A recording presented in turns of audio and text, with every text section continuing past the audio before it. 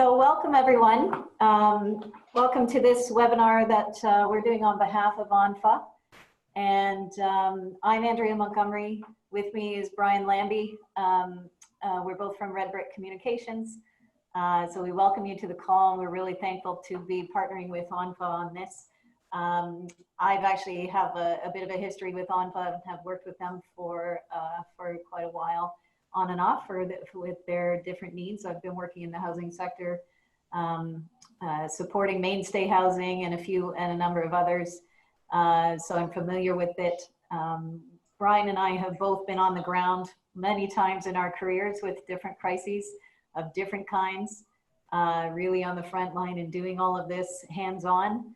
And like I said, this is kind of the business that we're in. We're helping a number of clients right now as we go through COVID.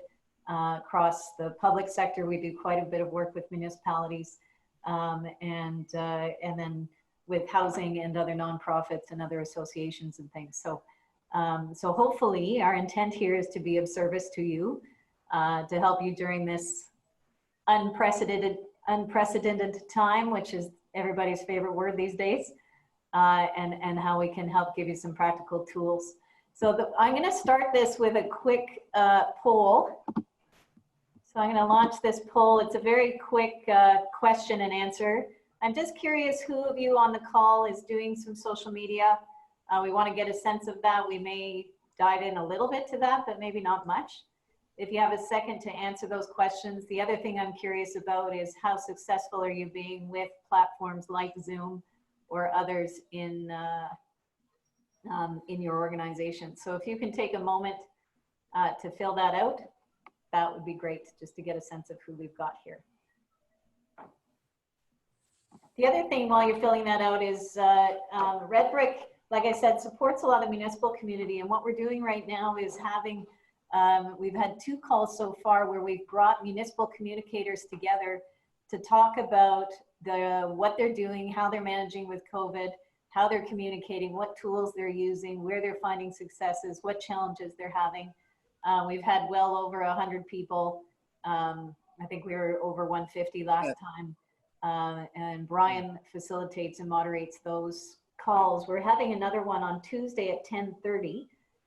And we really do want to open this up. There's no charge for it. It's really just getting communicators together to talk about some of the challenges that you're facing.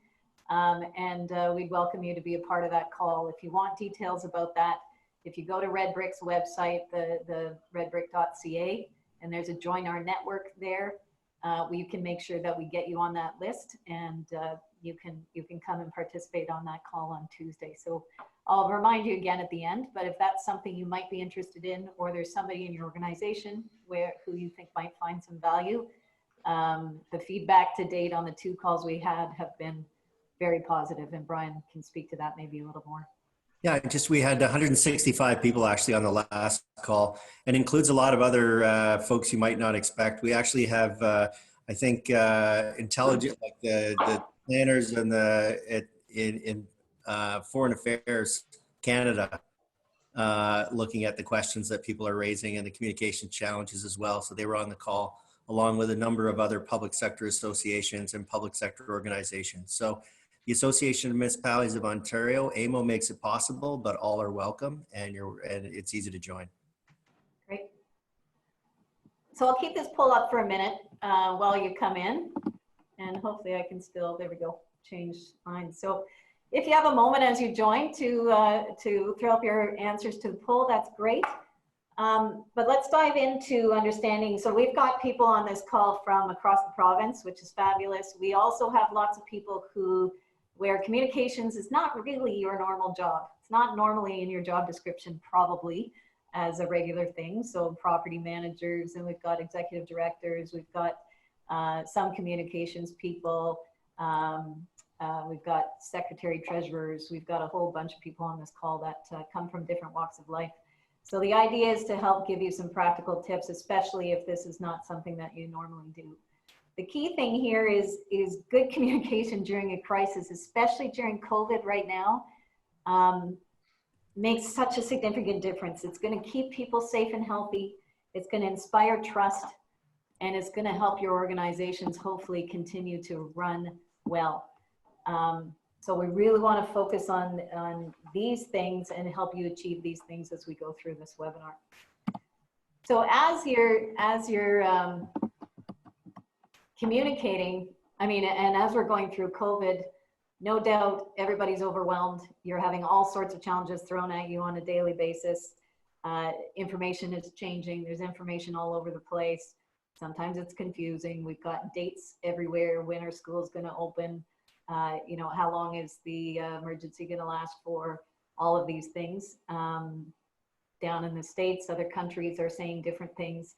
People are hearing all of this information and they're not quite sure how to digest it all. So it's a confusing time for people. You've got all sorts of different needs coming from everybody that you interact with, from your tenants to your staff. Of course, they're feeling the realities of the financial impact, many of them. So how do you manage that? And then you've got stakeholder, you've got pressures from your different partners. Governments are making announcements that impact you on a daily basis. All of this stuff, including now being a heavier reliance on IT, which you may or may not have in place. It does look like from the polls so far that many of you are using something and it seems to be working all right. So you're on this call, so obviously that's a helpful part. So as you face these challenges now, you know, you've probably had a business continuity plan in place, probably not totally set up for a pandemic where people are going to be isolated. So is it working? Maybe, maybe not. Maybe you're kind of throwing that out the window.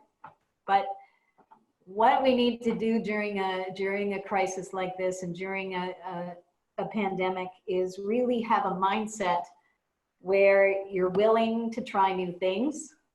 You're going to have to sort of jump off the cliff a little bit, but we also want to make sure you're protected in doing that strategically. So even though this person is jumping, they still have the shoes on to protect their feet. So we're going to help you do that. We also want to make sure it's, you know, that you've checked the water. We're going to assume this person knows what's under there when they jump in. So we're going to give you some of those tools and tricks to help you as you go along through that, right? And try to simplify this process for you as you're managing a number of things at the same time. So here's the thing. When we're into communications and we're into situations like this, because there's so much information, there's so many conversations, there's so much noise going on around here, the most critical thing for you right now, especially if you're a leader, is to stay hyper-focused on the two things that matter most. And those things are keeping people safe and healthy and understanding that there are economic impacts with COVID. If you stay focused on your messaging, if everything that you kind of do aligns around these two core critical areas, that's going to be a way that you can help shape your communications and make sure the noise and all these side conversations that are going on don't interrupt the key things that that you have that you're communicating about. Brian, do you want to expand on that a little more, or is... Yeah, it's just, I mean, when we have a moment where people are running around hoarding toilet paper, it means that they've lost focus to what really matters.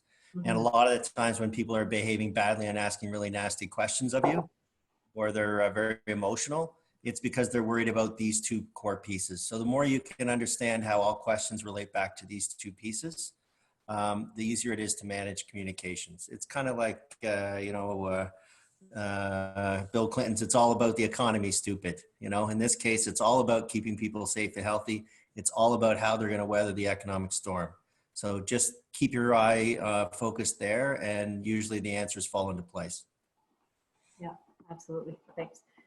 So the other thing during all of this too, is that it's more important during moments like this that you have timely information and that you're on top of it and you're able to get things out quickly than it is that it's absolutely perfect what you're putting out there. And we've got a quote at the end from a doctor who's gone from the World Health Organization, who's gone through all sorts of pandemics, including Ebola, etc. And he just stresses over and over again, if you're looking for perfection, you're lost. You don't have time to be perfect. We're really stressing how important it is that you're timely in your communication. The other thing you're going to have to do is repeat, repeat, repeat. How many times are we hearing about stay home, stay home, stay away from others, keep distance. We're hearing that over and over again, and there's a reason for that.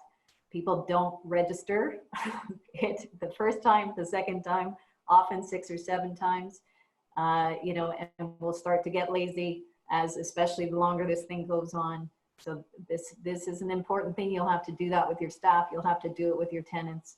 It's okay to say the thing. If you sort of said, well, I've told them that already, I can't believe that's not happening. If you're feeling that, that's normal, tell them again. Tell them another way. It's that old adage, for adult learning, 6 times and it sticks. Yeah, that's right. Exactly. So just to look at the poll for a quick second, probably half of you, we didn't get everybody to fill it out, which is totally fine. We've got probably half of you who responded are doing some kind of social media. A number of you are not. Twitter and Facebook, unsurprisingly, are the most. Some of you are doing some Zoom stuff. So thank you for doing that. So that just gives us an idea of where we're at. So, so let's look at some practical tips here. Okay, let's get into sort of more of the meat of this thing. If you do these 6 things during your communications and almost use this as your checklist, you're going to be okay. You're gonna elevate probably what you're doing right now, and help get messages out there. So what we want to see is a lot of clear, super simple language. So we talk a lot about plain language. I'll talk a little bit more about this in a minute, but there's power in making sure everything is clear and simple. Of course, you want to send people to reliable information. Don't pretend that you are in public health. Don't pretend that you're a medical doctor.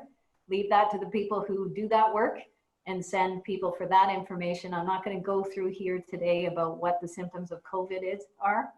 That's not my job. I can tell you about communication. So hopefully we can be a reliable source for that. You guys are reliable sources for understanding how your organizations work. Focus on that. Of course, be compassionate, be honest. We'll talk a bit about positive language and how important that is during a crisis. There's so much, there's fear, there's anxiety, there are people that are feeling stressed. Help bring a sense of calm, help bring a sense of some kind of control and some kind of hope to people, and use positive language. Anything that's said negatively can be said positively. Keep that in mind when you're crafting your messages or when you're speaking to staff and tenants and others. And of course, take care of the people that are taking care of your tenants and others as well. So think about these 6 tips as really the you know, whenever you're doing anything, go back to the, okay, was I clear? Is this simple? Is this reliable? Etc. So let's talk just quickly, simple messages. The reason they're so powerful is that they can actually spread farther. People are going to share them with more people. They spread faster as a result of that, not just in social media. This can be vocal, talking to each other. And the information that gets spread is more likely to be accurate. When you speak in a way that people can kind of get it, they also feel like they can trust what they're hearing from you. So if you think about your tenants, if they're in the lobby, passing each other in the lobby, or, you know, hopefully 6 feet apart while they're waiting for an elevator or something like that, what are they saying to each other? And if you have simple messages when you're giving instruction, maybe you've gotten that message to one tenant and not to the other, but that tenant actually picked it up because it was easy for them to remember. They're going to tell it accurately to the other. And that's going to be super powerful for you as you're trying to get these messages to so many different people at the same time. So an example, this is actually something that Brian put together for the Association of Municipalities of Ontario, who we work with. Do you want to speak to this one? Yeah, I'll speak to it quickly. I mean, you know, we're going to talk about social media posts. Normally these days, everybody's putting photographs and infographics and all kinds of visual attachments to their social media posts, and that's great. But we actually did this one as a test. We wanted to make it very plain language, a little bit quirky, no visuals, and just see if the character and tone of it would carry the day as a more effective message. And while the retweets and likes are not earth-shattering there, this one continues to generate growth for us. and it's getting picked up by a lot of larger associations and things like that. So other people are, we're getting a high quality in terms of the people that are reached. There's a couple things that make it work other than just plain language. We always say there's three things that generate news: change, controversy, and human interest. So we got a nagging mom in here. It's quirky. It's different than the kind of message that's coming out from governments right now. It's a little more lighthearted, but it's absolutely aligned with those messages. Wash your hands, not trying to sound like your mom.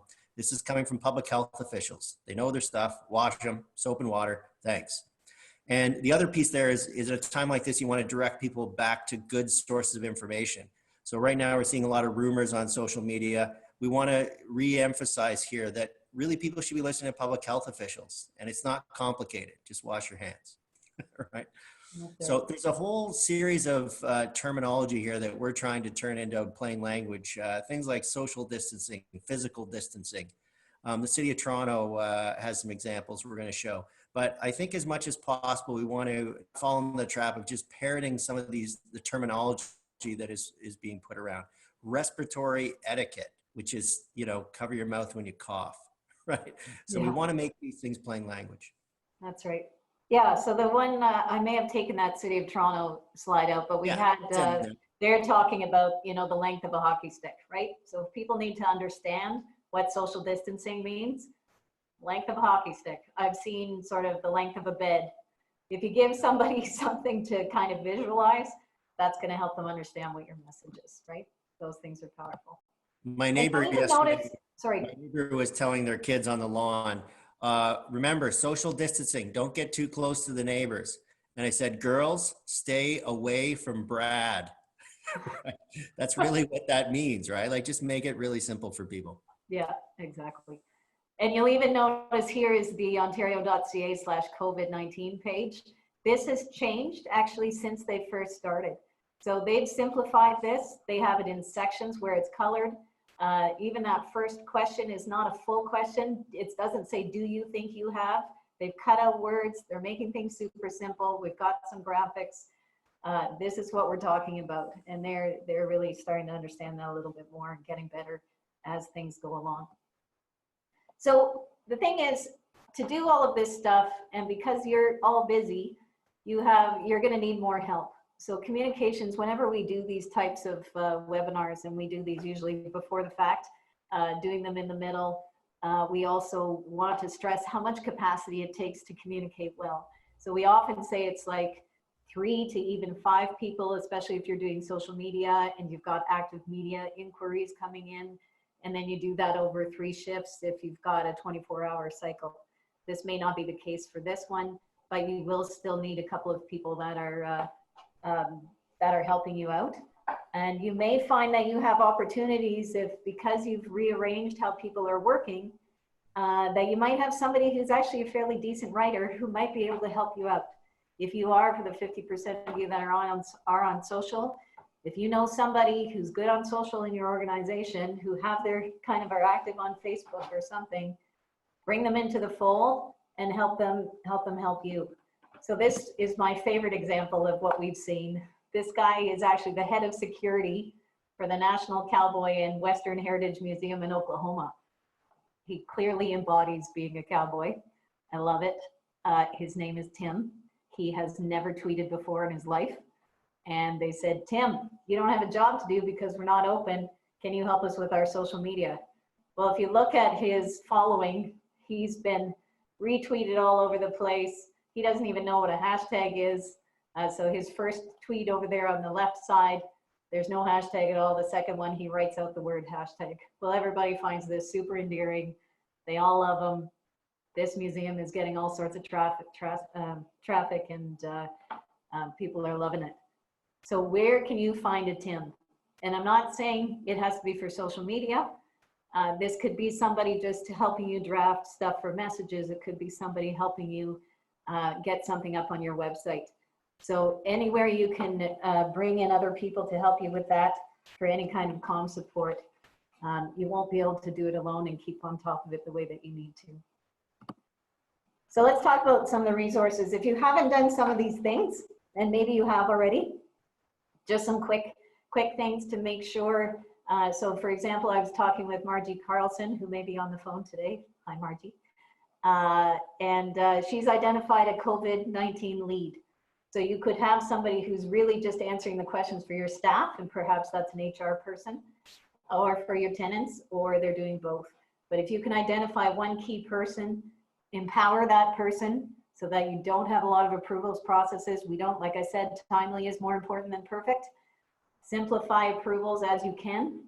Have a dedicated email address, have a dedicated page on your website, have a central location where you're filing documents. Now I put this here because, you know, as I work with Mainstay as an example, lots of messaging going out from the executive director to the staff.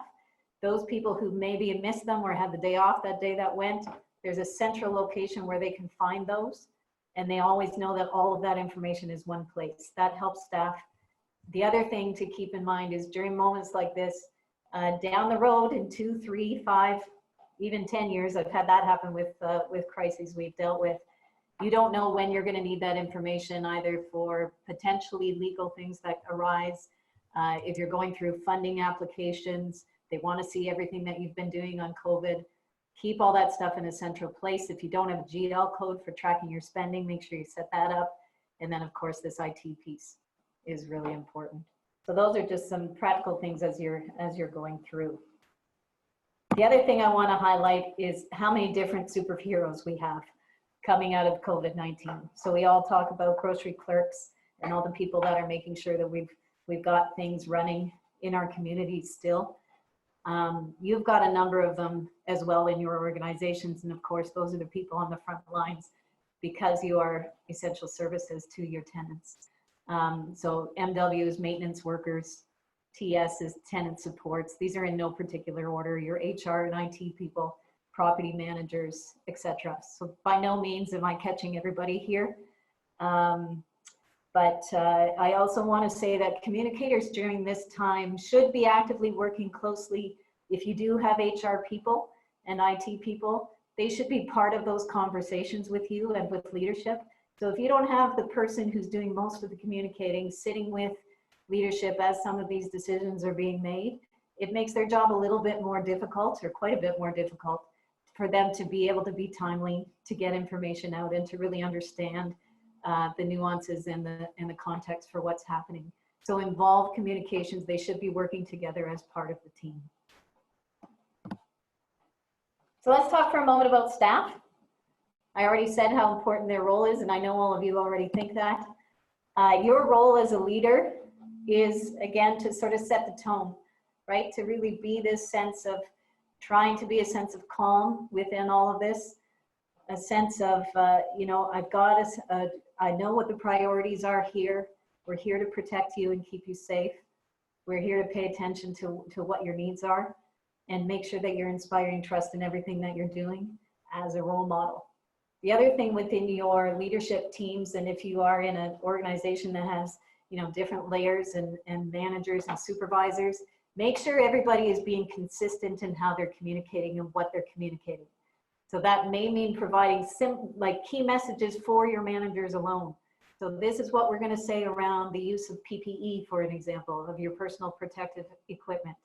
So this is going to be our protocol around PPE. This is what we're doing about it. Make sure everybody's clear about that from a leadership perspective, so that staff, again, get a consistent message. That also helps with their sense of calm. So setting clear expectations and being honest about the way along the way. It's okay to say, I don't know. Totally, I am giving you permission to say, I don't know, as often as you need to, but recognize that you can then say, I'm going to find that out for you, or here's who we need to talk to, or whatever. But don't pretend that you know all of the answers through all of this. Lots of people just thanking people for their patience as you figure this all out, because you're all in it together.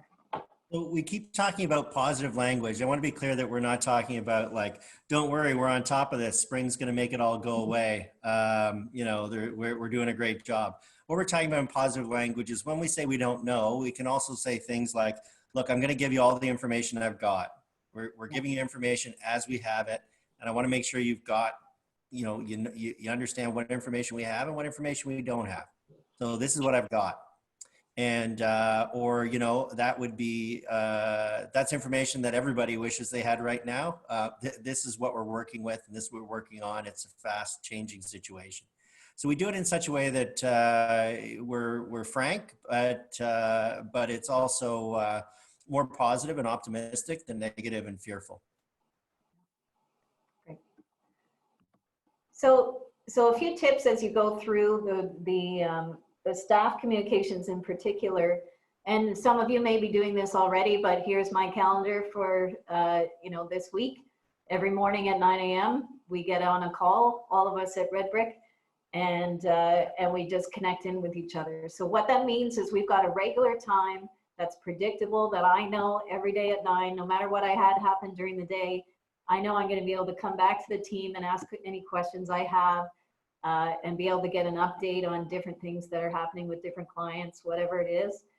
But I know that for myself, this is going to be a time where I'm going to get some of those things answered, or I'll have a chance to ask my questions or hear about what's going on. So set those processes in place. I can't tell you how important that is in terms of helping people feel a sense of calm, just knowing that that's going to happen. And even if you have nothing to say, even if it's a 5-minute call, we've had ones that have been 15, sometimes they're an hour. Doesn't matter. They're important. They're a time for a check-in. Even if you're checking in on mental health, whatever it is, even if you say, we don't really have anything new today, keep up the great work. We'll talk tomorrow. Okay. The nice thing about this is it gets you away from feeling that you're playing whack-a-mole with information, right? Like people constantly coming to you and everything else. If you can say, look, we're going to have that on our regular update that we have at 3 o'clock every day. We've made a note that you're not the only one who's asked that, so we're going to provide that in an update. Or we'll see if we can have that for our 3 o'clock update. So it helps to kind of let that constant pressure of attacks of looking for information, makes it more manageable. Yeah. So this is Ottawa Community Housing is doing that. They tweeted about it. Just so you know, Zoom also works on a phone. So here we are. This is actually this morning. My internet was down, so I had to use my phone and not my laptop. It works on phone. It works quite well, actually. So for those of you that, not all of your staff have laptops, I'm pretty sure all of them have phones. Zoom has an app on the phone and it can work. So just letting you know about that. The next thing is that your information needs to be timely and clear. So we've talked about timely, this clarity thing. People do not read every word that you write. This is a piece taken from a number of different things. But you can see that this piece is actually fairly easy to scan. The 3 things that people need to take away are in bold, they're short, and then if they're going to read the rest of it, then that's just an added bonus. So when we're thinking about communicating, think about visually. We've got a bit of white space in there. The important information is bolded, and you can clearly get your message across for people who are busy. So Andrea, we're about halfway through the webinar, and so I just want to remind people that in the chat box, if you click on your screen, you'll see the chat function at the bottom. If there's anything that you're looking for, particularly in the call in terms of where you want us to cover, that if you feel that we're not getting at the root of what you're looking for, put in the chat box and we'll respond to that as we go. But just a quick time check and just make sure people know that that is there. Fabulous. Thanks, Brian. Examples of tools that you can give to your staff. So again, going back to reliable sources of information, providing information about how to self-assess. So everybody's really, on edge for, what if I have COVID? What if a tenant has COVID? There's some great resources available out there for that. If you are letting people wear masks and those kind of things, again, lots of good, reliable information. And the last 2 things around the employee piece is obviously the mental health and self-care. Where you have supports in place, please make them noticeable, communicate them about them, make sure that people know how to access it, get rid of any barriers for them to access it and make it easy. The bottom 2 things, now that we're in kind of a moment of kind of the new normal, so to speak, see if you can find times to share something positive, right? So there's lots of great positive stories you know, this woman was wearing, was playing trumpet outside of her father's long-term care home. Like, that's a beautiful story. One of my favorites was this neighborhood dressed up in inflatable dinosaur costumes, and they had social distancing parade going by people's places in around their front yards. Still social distancing, but dressed up, and it was quite hilarious. So look for opportunities to add smiles to your people's faces, and of course recognize and thank them for all the work that they're doing. So let's talk about tenants for a minute. Again, to this thing about positive language, here's some examples of things you can be saying. We're here, we're supporting you, we're committed to your health and safety, and reinforcing these messages. It's really important that you stay home, and then giving them that place to find information. So an example from Mainstay here, but again, similar to the staff, we're setting very clear expectations. So now you're in the beginning of the month. No doubt you are inundated by questions about rent. They know that many tenants know that they can't be evicted. Perhaps that's causing some challenges for you. But there is an expectation they pay rent. Toronto Community Housing has a poster. If you go to their COVID page, I know they've got a poster up there about paying rent. So there are resources and things available. Make sure they have somewhere to call, and again, repeat and keep it easy and clean. Here's an example of one of the posters. They have something similar like this about paying rent. So if you don't have access right now, I know with tenants, commonly, if you can't get them because they don't have internet access, so email is a tricky thing for some tenants. What we did at Mainstay was literally put a little package together, and it went to every unit of the tenants. So everyone got sort of the core package of, this is how we've changed. Probably all of you are now doing just urgent maintenance requests. So we talked about setting the expectation around that.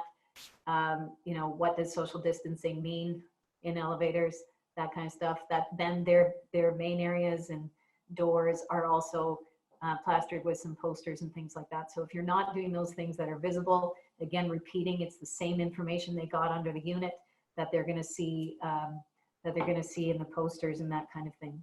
Same thing goes with visitors. What are your expectations for visitors? Are you stopping them at the door? Are you doing pre-screening? What does all that look like? Again, we want to make sure that that's out there and being repeated over and over again, that all of your staff know what you're telling tenants, what you've given to tenants, so they too can help support those messages when they're interacting, if they're interacting.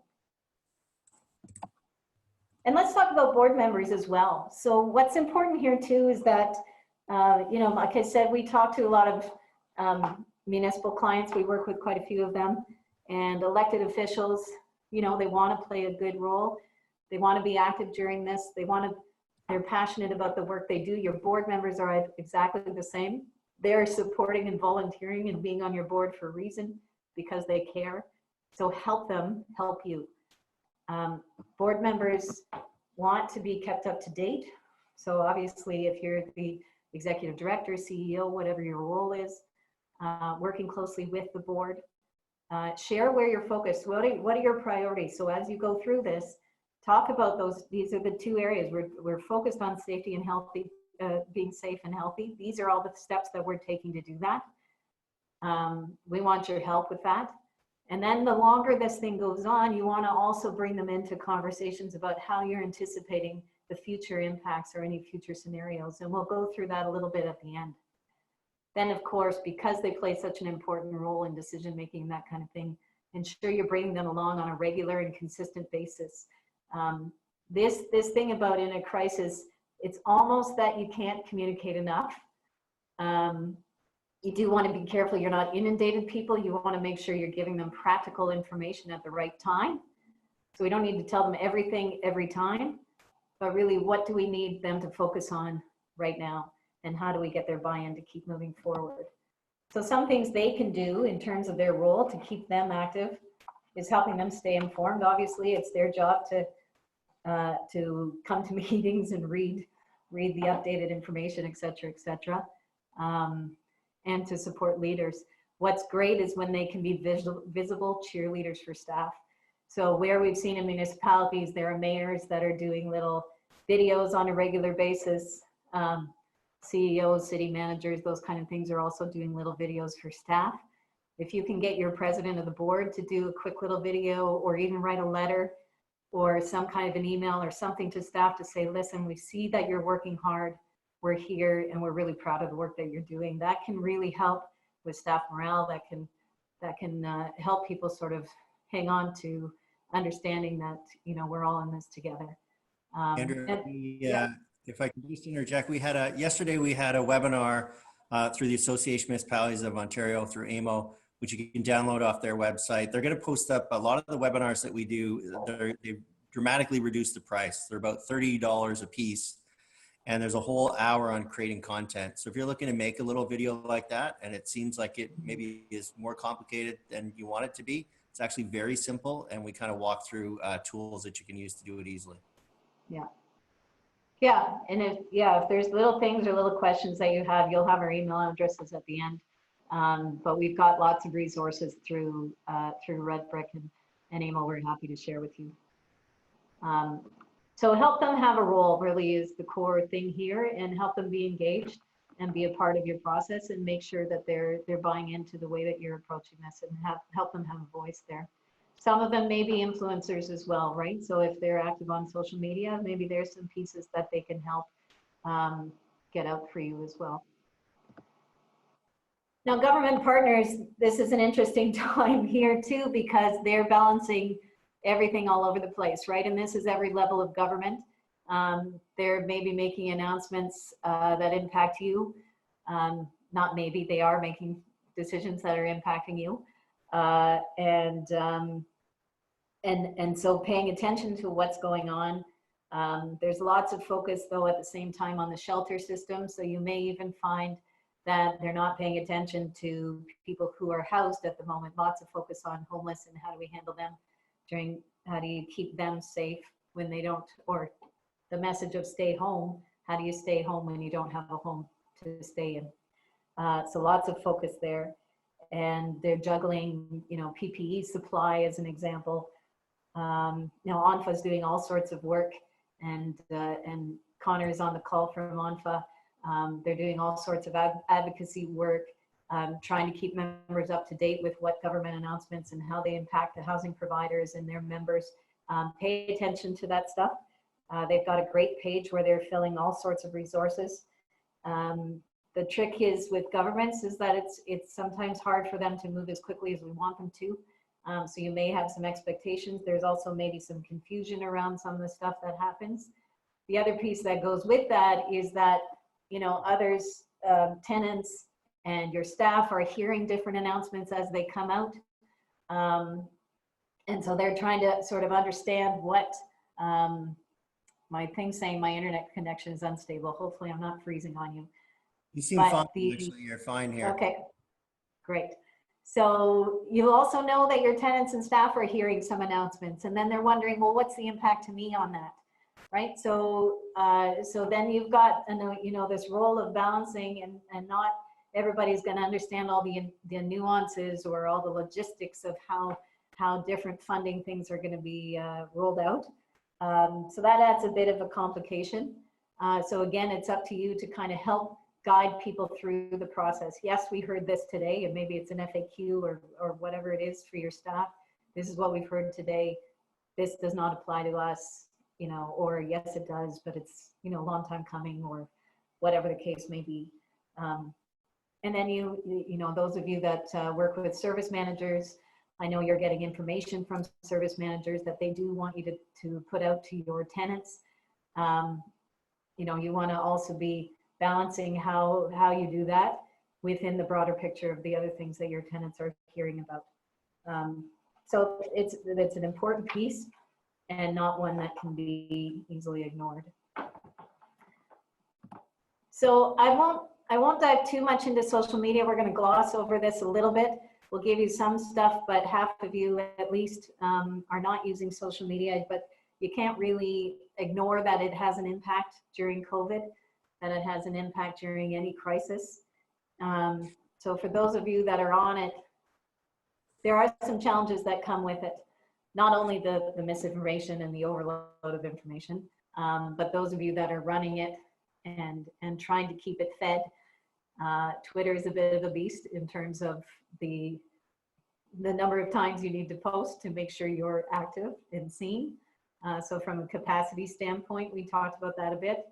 A really critical point is the privacy. So of course, you're caring for tenants. It's not like you're going to be putting people's addresses out on Twitter or Facebook, but that piece around privacy must be part of how you manage your social media, and recognizing that sometimes this is an opportunity in that last point there for scammers to come forward, and we're already seeing that. Yesterday, TCHC had, or it was a couple of days ago, they were tweeting and had some information out about scammers and people that are sort of posing as having stuff to help with COVID. But we have to be really, really careful. We've got people going door to door, making phone calls, trying to find vulnerable individuals where they can make some money. And that happens, unfortunately, in pretty much any crisis situation. So social media comes with its challenges. But what basically the rule here is to keep it simple. So we've talked already about plain language. You've seen a few examples of that. Photos, simple graphics where possible, where you can show your staff in action potentially. That one from Ontario Community Housing, they showed everybody was together and we're talking to each other, and that reinforces your messages about we're still here and working for you. Graphics don't have to be that difficult, as Brian said. You can do lots that, if any of you have ever used Canva, which is a free app, C-A-N-V-A, if you haven't heard of it before, Canva. Super simple to use. You can come up with tweet cards and all sorts of stuff very, very easily. The short video stuff, we've talked about that. So Andrew, one thing I can just say, one of the things that came out of our communications call where we had lots of people of different sizes and scopes, and you've got that as well, just on this call. Yeah. Some of you have the capacity to make infographics and some of you don't. If you see something that you like that would be helpful to you, you reach out to the larger ones who have created it and you ask them if you can use that graphic, and what you really need is a version of that graphic with their logo scrubbed so that you can put your own on or just have it generic. And, in our experience, when you make that ask, people follow up and they come through. So if you're seeing something and say, I wish we had something like that, reach out to the people and see if you can get it. Everybody's in the same boat here. We all want to flatten the curve, so they'll help each other out. Yeah, we know the comm director at Toronto Community Housing, so I actually just reached out to him. He's a pretty busy guy, but I'm hopeful that he'll be able to let us know that he can share some of these things, and maybe we can get that through ONPHA or through us, so that you've got access to some posters and things with organizations that have that kind of capacity to create these pieces. There's also a COVID-19 page of the Association of Municipalities of Ontario, AMO. So amo.on.ca, and that page we've created a depository, like a spot you can dump their infographics for other people to use. And it's not massive yet, but it's getting there. And this are just simple things like wash your hands and those sorts of things. They're there. You can just pluck from them, download them, and use them. Yeah. And ONPHA for sure is trying to collect a number of those things. Connor, do you want to, do I have to unmute you? You think you can unmute? Do you want to speak a little bit to what you've got there? Sure. So as far as our resources are concerned, we have several. So I won't take everyone's time to list all of them specifically, but if you're looking for something specific, or if you're not clear on what's out there, what we can help you with, we're more than happy to pick up the phone or answer an email from member.support@onpha.org. We're more than happy to create something specific for you if you need it, or just answer any questions about where to go for resources that we may not have or may have coming in the pipe. Great, thanks, Connor. Yeah, they have an excellent communications team. I was fortunate to be able to work closely with them.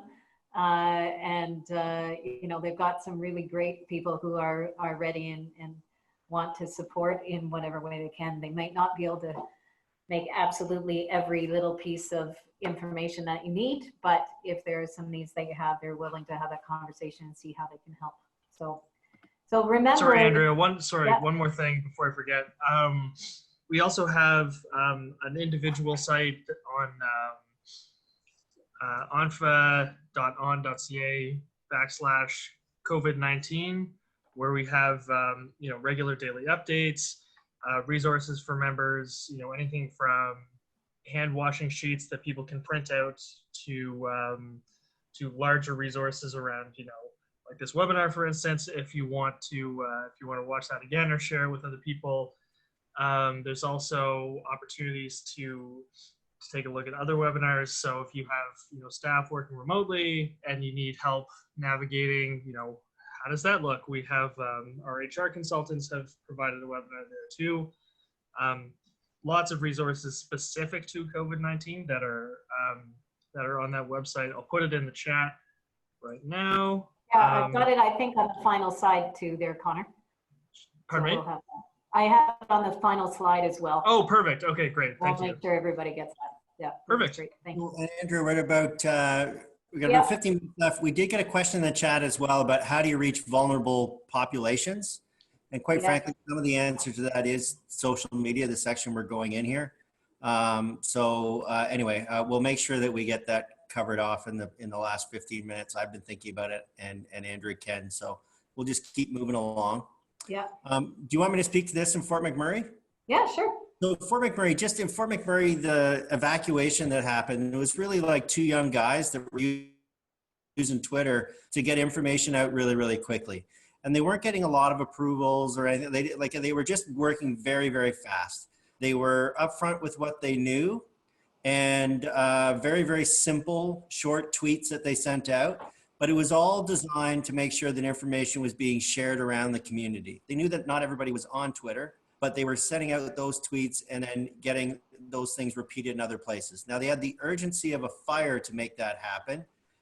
You're gonna wanna maybe tap some influential people in your community that use social media well and ask them to follow your feed, and maybe take some of your tweets and screen capture them and send them over to Facebook or Instagram if you're not on those accounts. So one of the things we want to do at a time like this is mobilize some of those people in your community that are very good on social media. Could be elected officials, it just could be opinion leaders in the community, and get them to help amplify, share, and send out the messages that you're sending out. And that is one of those tactics you're definitely going to use to try to reach the most vulnerable. And we do feel that while a person may not have, they may struggle with food, or they may struggle with housing. In our experience, they have a phone. It seems to be the one thing that most people have, even in dire straits. So I know a lot of places that get messages out using text messages to the most vulnerable. But again, it's this notion of making sure your material is as shareable as possible. And based on that survey we saw at the beginning, there's only a limited number of you that are on social media. So part of that may be making sure that you're providing some really high priority, simple messages to people in your community that are very active on social media, and to harness them to help them get that message out to all those feeds and get it far and wide. So just showing this Fort McMurray example, it was just classic to show how they moved so simply and so quickly without overthinking it, to just make sure they were jamming really good priority messages out. Yeah. The other thing to keep in mind too is, even if you're not on social media, there may be another, you know, a neighboring housing provider or your service manager, for example. So I used to work at Halton Region for a number of years. I worked with Andrew Balahura. Some of you may know him. So they have a social media presence. You can leverage their social media presence perhaps to get to some of your people as well. Recognizing Brian did say a lot of people do have cell phones these days, but we also know that a lot of your vulnerable ones, and especially as I work with Mainstay, who really work closely with the homeless population, they're looking at ways so they can provide cell phones, or for their tenants that don't have internet service. How can they help them get some internet service during that time? So there may be some operational things that you need to do or to look at in this moment where you can help people get the information that they need. And while you're on social media, we've got sort of one really practical tool that, that Redbrick has put together. We've used it and many people have picked this up. So if you're, you know, we often get misinformation or people who are super angry that you're not doing enough or whatever the comment may be. This is a really nice and simple decision tree that you can kind of go through and say, okay, is this kind of the type of post that I want to respond to or should respond to? And it can take you through that. So this is a really good practical piece. We'll make sure you've got it at the end. It's also found on our website, which is redbrick.ca, and then you do /resources. You'll find this piece there as well. So you're welcome to look at that. So just as we get into these final few minutes, and there's only a little bit here, but I just want you to also be thinking, because we're kind of in, you've probably been in reaction mode for the most part. There is a time now to be thinking about, you know, what happens if this thing keeps going on for a long time? What are those impacts going to be doing? What kind of impacts are those going to have for us? So what are the different scenarios that could be coming forward as this goes, as this continues on? So I want to think through some of these things and just raise them to your attention so you can start thinking now about how would we actually respond if something happens. So we talked a little bit about scammers. Getting information out there. There may be a time, and maybe some of you are feeling it, I don't know, if staff begin to feel ill, maybe some of them refuse to work, or you've got some capacity issues for whatever reason that is. Maybe they're caring for children who aren't in school, or maybe they're just staying home with people who are health compromised. What are you going to do if a tenant with COVID-19 dies in your building?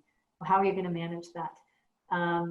What if there is some kind of legal situation because you didn't clean well enough, or somebody claims you didn't clean well enough?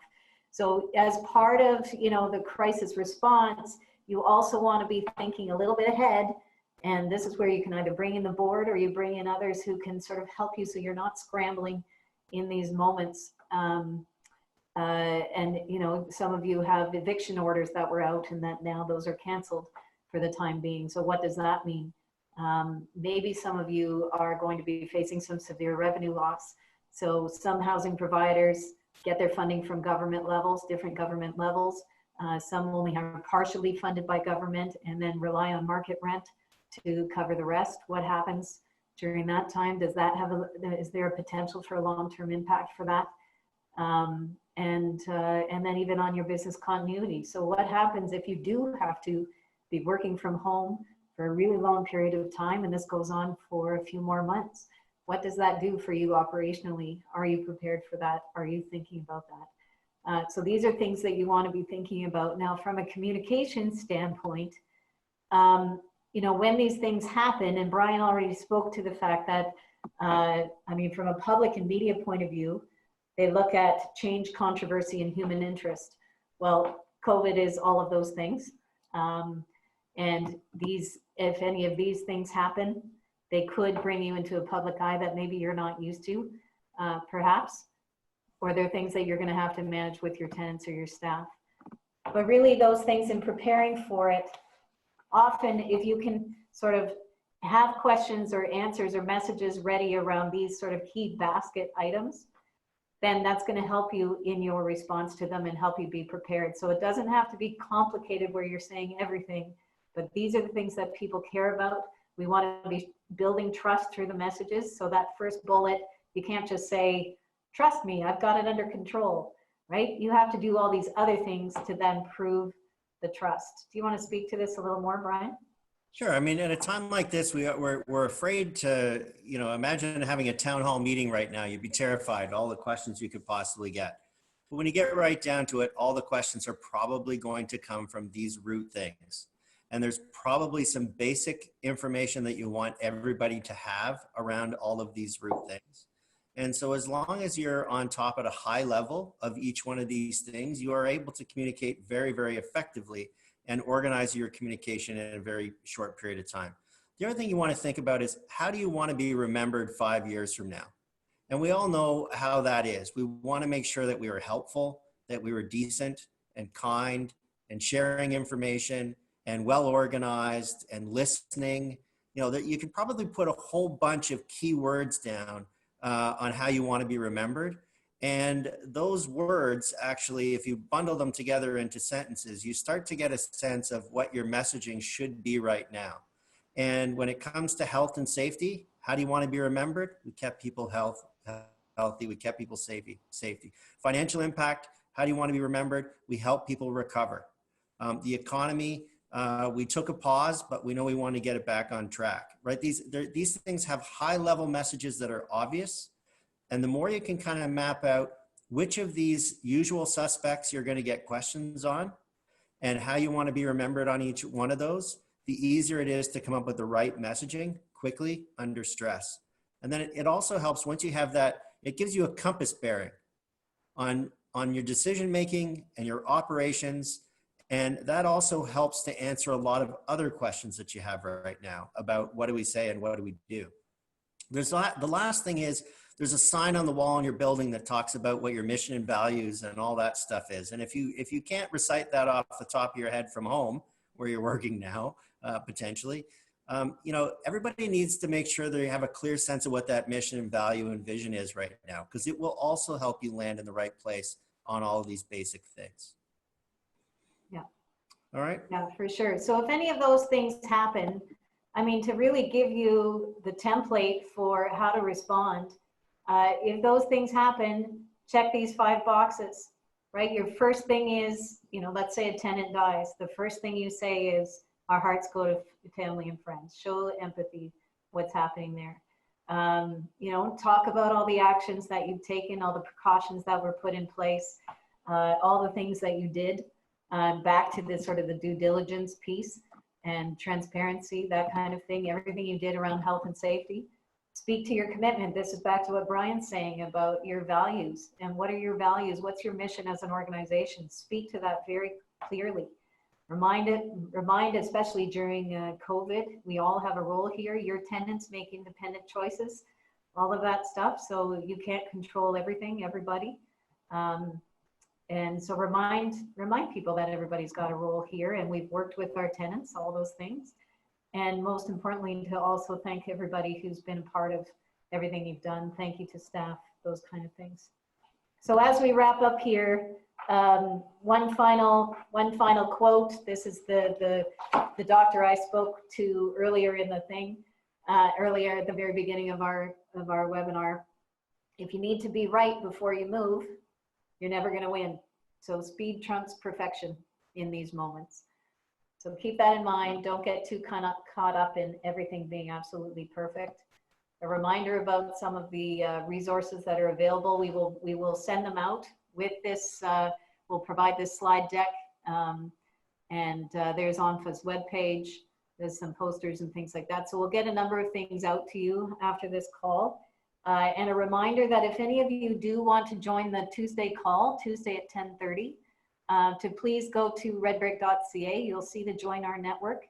And if you don't get that, then you can certainly send an email to myself or to Brian, and we'll make sure you're on that list.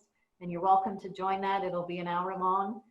We have a panel of a few other communications leaders. So it's not just Redbrick talking at you. This is really a chance for the community to come together as communicators. You're dealing with some unique challenges. We've got municipalities of all different sizes, so don't think that it's just if you're a large provider, that's only going to be valuable for you. We've got municipalities on the call that are quite small. So we want to be, as I said, as practical and as helpful as possible. So please let us know, and you're welcome to join that call.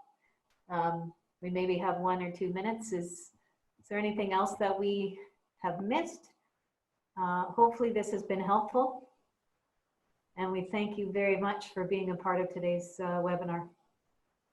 Thank you to Connor as well for being there for ONPHA and for having us with you. All right. I think we're at 2 o'clock. So again, thank you to everyone. And needless to say, we appreciate what you're doing. We know a lot of us get to work from home when other people don't. I've got my brother works with vulnerable people and is going to work every day. And, you know, it's really very much appreciated. Great. Thanks again. Take care, everyone.